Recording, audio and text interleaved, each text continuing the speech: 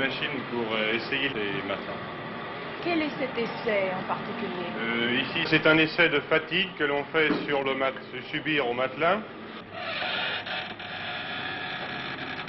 Ce sont des essais expérimentaux d'usure sous le poids des mannequins que vous voyez là et qui sont lestés pour représenter le poids moyen d'un homme ou d'une femme.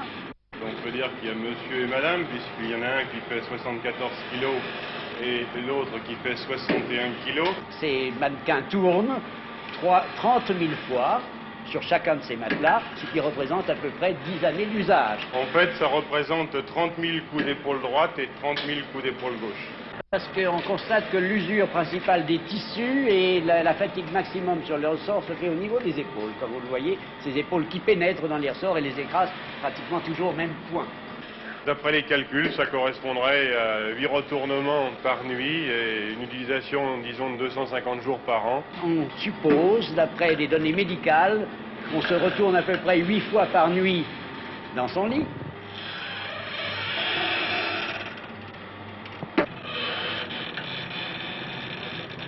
Personnellement, je ne l'ai jamais vérifié, évidemment, puisque je dors.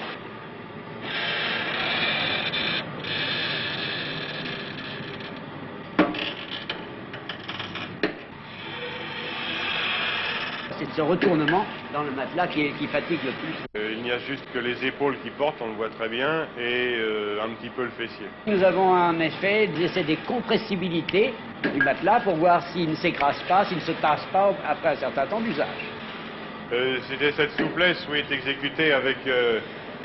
Eh bien, c'est un appareil...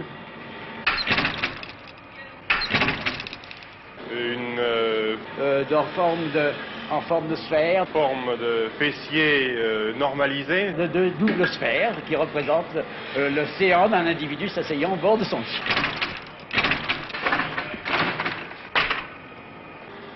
Il semble qu'il faut se rapprocher le plus possible de l'anatomie humaine et aucun dispositif, notamment les rouleaux compresseurs qui ont été essayés, ne donne des résultats aussi probants que cette machine.